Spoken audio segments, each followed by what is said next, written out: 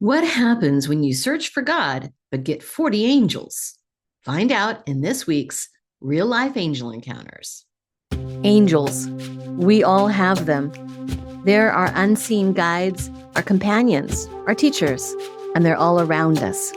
Sometimes they make themselves known in the most miraculous ways. Join me, Level 3 QHHT practitioner, angel communicator, and Reiki master, Christi Hoffman, with stories from real people who have experienced uplifting phenomena and real-life angel encounters.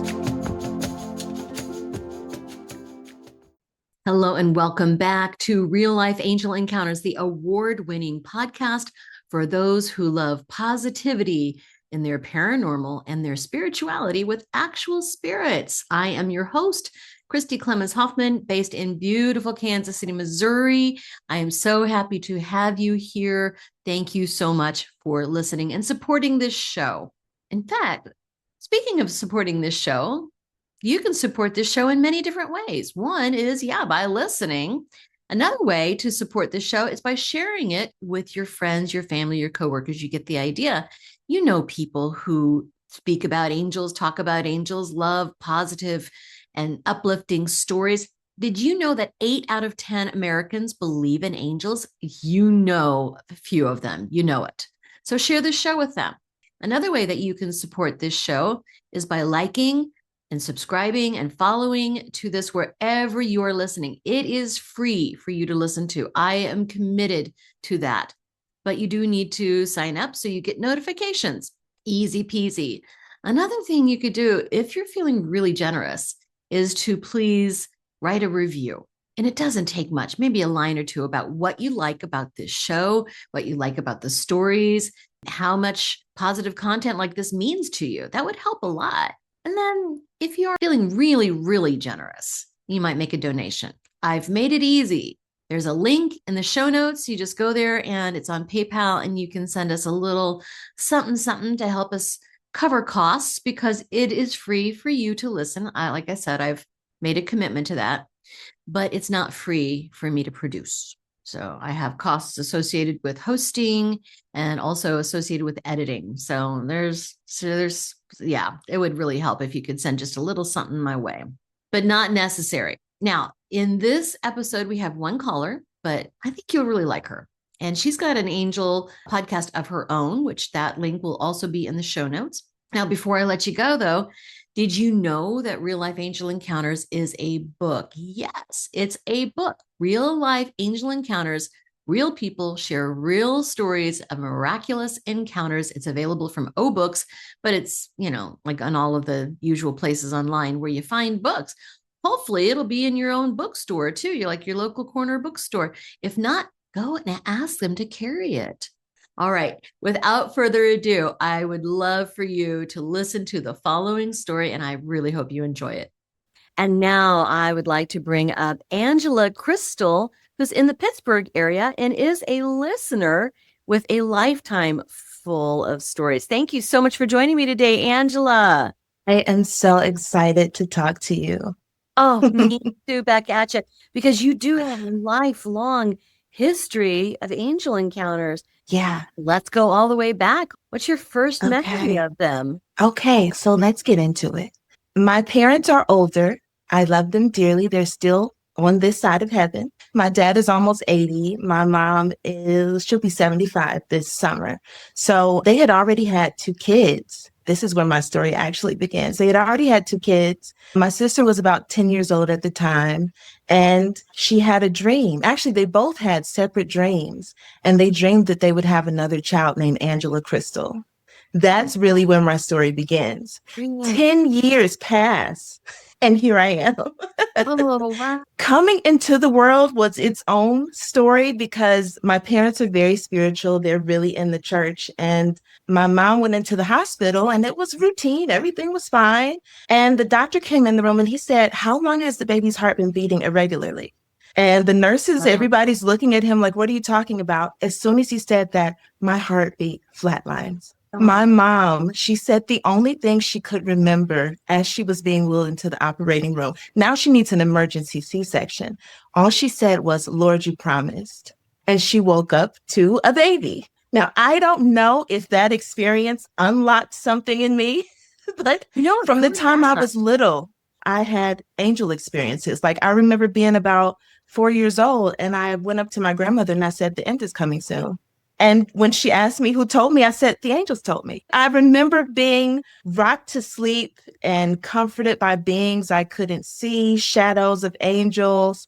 And as I got older, I had a really crazy experience where maybe 6 or 7 years old, I was sitting in front of our big picture window and a firebomb crashed through the window. What? And I watched it roll back outside and back out onto the porch, and it never exploded. What? Now, I have to believe this was divine heavenly intervention because I was only sitting a couple feet away from the window. I'm going to fast forward a little bit because it's a long story, but as I got older, I heard from the angels less and less, and it was really silent for a while. And even though I had grown up in church, I just kind of felt incomplete. I felt like something was missing. It just didn't feel real enough to me. Now, I grew up in the Black church. We were very, very active in church. I'm talking Wednesday night, Friday night. I was in all the choirs, all the auxiliaries, everything. And it still just wasn't enough. I really was looking for a relationship with God. So Lent was coming around. I was about 22 at this point. And I was like, this Lent, I'm going to be intentional because I need to know if there's a real God. I was literally on the brink of belief and unbelief. And I said, God, if you're real, you'll give me a sign. I'm going to spend this Lent season, this 40 days. And I went on a television, social media fast, if you will. And I cut off the TV, I cut off all social media, and I committed to reading my Bible and prayer for 40 days. Wow. During that fast, I heard the voice of God. He actually spoke to me. And the first time he said, I am God. And that was enough for me because I'm like, out of all the people in the world, out of all the people looking for God and searching for answers, he came and talked to me. It was an absolutely incredible experience. So after that, he came and spoke to me again. And this time he said, I'm going to send you an angel from heaven to deliver things sent from heaven. That first angel encounter was with Gabriel. What? That's amazing. It was absolutely incredible. And he said, stretch out your hands to receive these things the Lord has said to you. And I did it. And I'm looking down and there's nothing in my hands. Little did I know that would unlock a whole lifelong. Out of all the questions I had about my importance, my place in the world, if God cared about me, after that first encounter with Gabriel, I quickly, within 3 days, had met 40 angels that all were assigned to me to help me on my journey through life. And I wrote everything down because I have a terrible memory. And I said, if I don't write this down, I'm going to forget everything. And one by one, angels started introducing themselves to me. Each of them introduced themselves with a song. They told me their names, they spelled their names, and they explained their role in my life. And they all said, we will be here until his will is fulfilled in your life. And that's kind of where my story, that's the origin story. Yeah, I love a good origin story. Wow, that's amazing. So when you say these angels appeared to you, how did you know? How did they appear? I think God knows I'd be freaked out if I actually saw something. So these are just voices. I could hear them. And literally one by one over 3 days, I had a notebook full of angel encounters. And then they continued. I met the angel of death, which is a really fun story. And suddenly it made everything not so scary. Right. Whoa, that's crazy. So when you heard their voices, like what were they saying? Each had a song. And so one said, I have come to be a caretaker. And as you know, I went on a cancer journey, and that ended up being extremely important. I had a warring angel, an angel who prays days and night, angel who celebrates my victories. There were so many. They all have different roles, and they're all specifically assigned to you. So even when you feel alone, you're never alone. There are people fighting for you and cheering for your victories and literally guiding you through life, including a specific guide. Yeah. Oh, absolutely. We have a guardian angel through life. We have an archangel through life, and we have so many more. So many more. Yeah. Yeah. How something occurs to me is that you said that you were born by emergency C-section. That had to be very. I was. And when we are born naturally, biologically, we get imprinted with the human imprint. Mm. People who are born C-section don't have that. Mm. So, That's very interesting. yeah. That's very interesting. So you were set aside from birth. Mm. I never thought about it that way. But at its core, I'm just a regular girl who amazing things happen to. I don't know why. I don't know why God chose me to have so many experiences. But if I could talk about the angel of death, because I know some ears perked up as soon as I said that. Oh, yeah. So I met the angel of death. I was asking God about dying. I had just lost a family member. And he was like, the angel of death. Basically, he's a great guy. You can meet him. And I was like, oh, no. I don't want to meet him yet. And all of a sudden, here he is. He sings a song. He says, I am Kashate, the angel of death. Oh. And I'm like, so he starts talking and he's like, I'm part of the welcome committee. Oh, and I said, the welcome committee? Yeah. And he said, yes, when saints of God know they're going to pass, I go and I stay with them. And basically, I help them transition. He was like, it's great. I escort them home. And I'm like, oh my gosh, this is not what I was thinking. This is not what I was expecting at all. And he's happy and I can hear laughter. He is a joy of an angel. Oh, wow. There's an archangel of death too, and that's Archangel Azrael. I call him the Walmart greeter of heaven. Because he's the one, he takes, like, when we transition, we have a life review, and that's Archangel Jeremiah, who helps with the life review. And then Jeremiah will pass us off to Azrael, who gets us acclimated on the other side. And it's like, this is the healing place. If you need the healing place, here it is. Here's your counsel. You'll be conferring with them. Here are your loved ones. Let's get you situated. It's really amazing. It's really amazing. Also helped with the people here who are left behind with our grief and with planning memorials, etc. Yeah. What was your experience? It really gave me a perspective to say, he's talking about he's part of the welcome committee. It really gave me perspective to say God loves us so much that he keeps us all connected. Like, I've had conversations with grandparents who have passed, an uncle who have passed. Yeah. And God never separates us from our loved ones. Even if you can't see them, he still lets them peek in, and they're at your graduation, they're at your wedding, they're at your big celebration. They haven't missed anything because he loves us and he wants us to stay connected. Oh, absolutely. Well, and they do too. I mean, once our souls are connected, we always stay in touch. So 100%. That's beautiful. Have you heard from the angel of death since? I haven't, but I haven't asked. That is a key. That one time was enough. I said, don't visit me before it's my time. But you hear from your loved ones, though, it sounds like.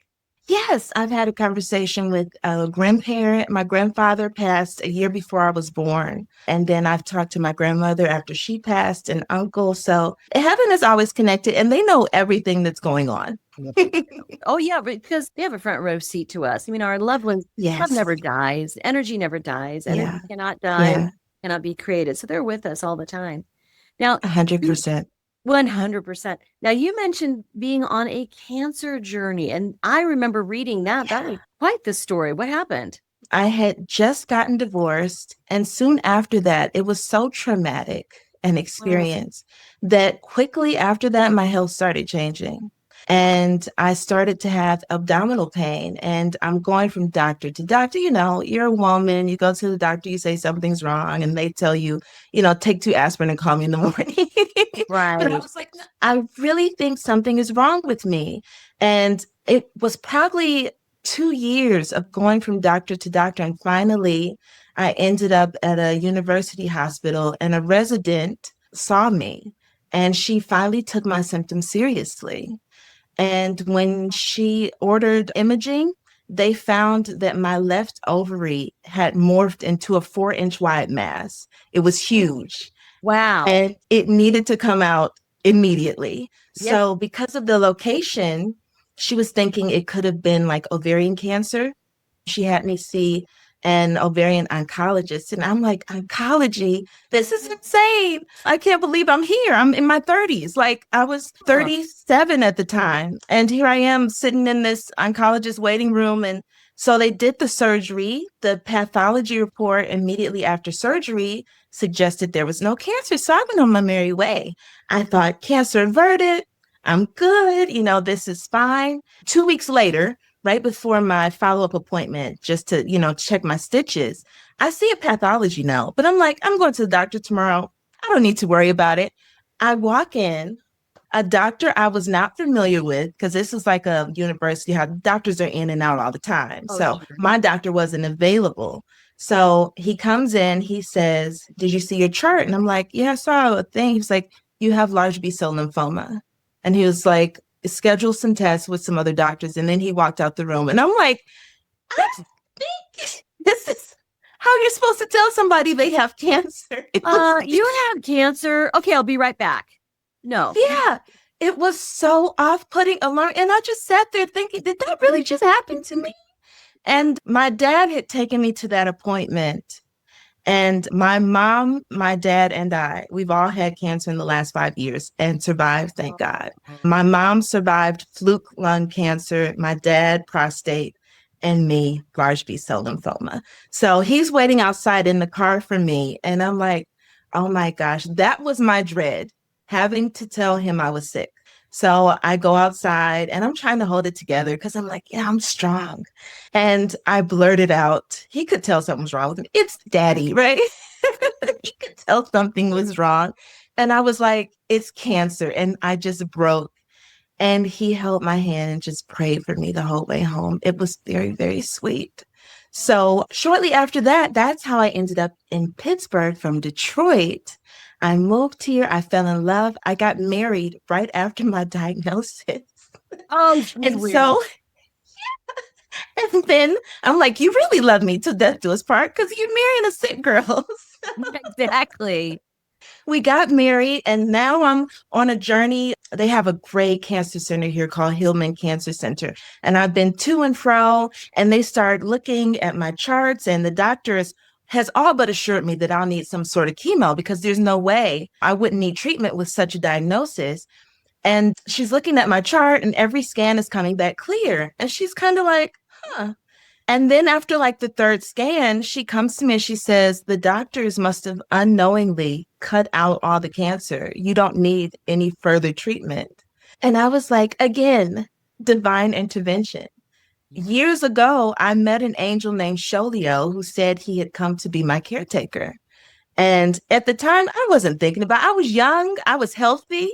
So I said to the angel, I said, oh, so you look out for my health and stuff. You see, I've been working out. And he's like, yeah, I'm here to take care of you. And I will be here until his will is fulfilled in your life. So after this cancer diagnosis, I thought back to when I met that angel and I said, this had to be you. Because there's no way that I shouldn't have needed more intervention. Right. Yeah. Angela Crystal. Angela Crystal. Why you? Why me? This is a fantastic question. It's a question I've asked myself many times. And maybe it's because I have a loud mouth and God knew I would share with everybody I ever met what had happened to me. But we'll see why. I'm still on this journey. I still have plenty to do, plenty to see, plenty of people to talk about. I like to tell my sister, I said, we're testimony collectors. We go on this journey. You have side quests, things you didn't plan for. I didn't plan to be a divorcee. I didn't plan to be a single mom. I didn't plan to be a cancer survivor. But here I am with all these testimonies, and it's going to help me guide people. Absolutely. You know, after writing the book, Real Life Angel Encounters, and doing a bunch of podcast interviews of my own, people always ask, well, I never see angels. I never hear from them. Why not? What makes someone who would be approached by an angel? Now, I have my own answer, but I would like to know what you think. What do you think? I think I actually kind of nailed this answer. I had my initial angel encounters where I had met the 40 plus angels. I had that very early on. I was about 21, 22 years old. After that, I still heard from God. I still heard from angels, but there was a lull. And then I was newly married when I first had my angel encounters. I was blindsided by an extremely traumatic divorce, Mm. and that changed my life. And I was furious at God for a really long time. I completely cut him off. I said, how could we be this close and you let this happen to me? I literally lost everything except my kids. We had to leave our newly purchased house. We had this perfect life with the clothes on our back, and I had lost everything. I was in shambles. I was mad at God for years. And after that experience, after not talking to him, saying, he must not really like me because he let this happen. After I calmed down and got out of my own way, I realized the ways God actually did show up. It showed up as a place to stay from my parents. It showed up as my sister helping me figure out the next right thing. It showed up as support from my friends and my family. God's love was actually all around me the whole time, even when I wasn't talking to him. So when we switch our perspective, we have flukes in life. People call it luck. That's not luck. Mhm. Yeah. That's always divine intervention. There's no such thing as luck. You Yeah. are never just in the right place at the right time. These things happen on purpose, and God will love you through it. Even when it's the heartbreak of a lifetime, he's still there. I totally agree. So my answer to this is that we have to believe, right? 100%. Right? So are you Yeah. going to accept something that enters your life if you don't believe it can exist? Yeah. You believe that there are angels around you, if you believe that there is a force that we know as God that has your back, that cares for you and loves you very much, we're going to believe that these random encounters, why not? Why couldn't they be angels? Why couldn't it be some being who's wanting to reach out and help you, right? So we have to be open to it. And we do have to be open-minded too, just open to it and then open-minded and to accept, Yes. an angel can be someone standing on the street corner and give you the right piece of words, the right information at the right time. It could be someone. This is absolutely right. You're absolutely right. Yeah. We listen to this podcast and we hear all kinds of stories. Like I had a flat tire in the middle of nowhere and I was praying for help. Somebody showed up. Hey, do you need some help? Fix your tire. And I'm on my way. Right. So we hear about these all the time. But just why not? I think it was Albert Einstein said we could look at things as if everything is a miracle or as if nothing is a miracle. I love that quote. I love that quote so much. And I'm definitely on the everything is a miracle side because I shouldn't even be here. From the beginning, I shouldn't be here. That's amazing. Your whole life has been just touched by the divine. That's beautiful. Now, we would be completely remiss if we did not mention your podcast and your book. I just started a podcast. It's called Angels and Side Quests, where faith meets the missions you didn't sign up for. And I kind of get to talk about all the things that I thought were detours, but they actually ended up being the point. I also am a Christian nonfiction author. I wrote a book called The Angels Are Talking, where I document all of the angel encounters I had, I think from 2010 to 2011, just in that 1 year span. The book has maybe 100 angels in it. Oh, that's beautiful. Do you have any other book that you're working on right now? I'm focused on the podcast. I don't know where else this is going to go, but I definitely have enough for more books, more podcasts, more writing. I'll bet. And so many things from your story kind of remind me of my own life. After a divorce, a separation, that's when things really started happening for me in this realm, in the angelic realm. And that search for meaning led me to so much. And I can't imagine my life being any other way now, when at the time, 100%. It was devastating, right? It felt like my life was over. That divorce. And it touched every part of my family. I ended up finding out he was a malignant narcissist with multiple personalities.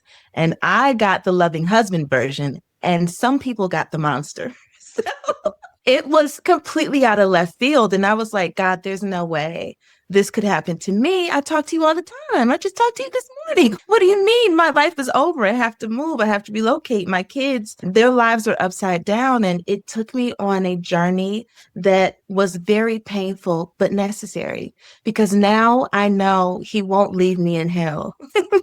He picked me back up and I recovered faster than I should have. And that's when I knew, that's when you know it's divine, because it's like, I didn't spend 5-10 years in the dumps. He picked me right back up. Absolutely. And look at how much growth you experienced through that. Yes. All the lessons. And then immediately into a cancer journey. It's like, God, give me a break. You know, God does not call the qualified. God qualifies the called, or something like that. Yes. Right? But God has a lot more faith in you sometimes than we do, you know? Yes. Sometimes I say, I don't know who told you I was one of your strongest soldiers, but I'm not. Right. The Bible's full of those stories. Why me, God? Yeah. Right? Why me? But we all can have that. And I do believe that when we're in our darkest moments, our deepest moments, just the dark night of the soul, that's when we're just the most humble. That's when our ego is completely stripped away. Yes. Probably like we're maybe the most receptive because we have no ego in it, right? You've got to have that soul death, that ego death, I feel. Sometimes. Yes. And it's in those quiet moments. My life was so full before divorce. I had the perfect life. We had 2 cars, a brand new in a gorgeous HOA. A newly purchased house. We had these kids. I had a Mustang. Oh my God, it was fabulous. And I'm driving around and it was great. But I was so full of things. And God was like, I need to get your attention. I need to get you alone so we can have some time together. And it was during that stripping away of the things that didn't matter that he revealed some of the most amazing things to me. Yeah. It sounds almost like you were heading into a direction that was not you. Yeah. And sometimes I say God is more dedicated to your destiny than your desires. Wow. You know, and what he wants for us is so much bigger than what we could ever want for ourselves. So even when it feels like destruction, it's deliverance. He's still making a way for you. And what he wants for us is greater than anything you could ever want for yourself. I agree. And, you know, whether you call God, the universe, source, spirit, whatever it is, it's all the same force. It's present in everybody's life. So we just have every single one of us. Yeah. Every single one of us. So if somebody wanted to listen to your podcast, and again, the name of that podcast is Angels and Side Quests. If we want to listen to Angels and Side Quest, where can we find it? It's on YouTube, Apple, it's on the internet. Look, all the places. It's all the places that podcasts are available.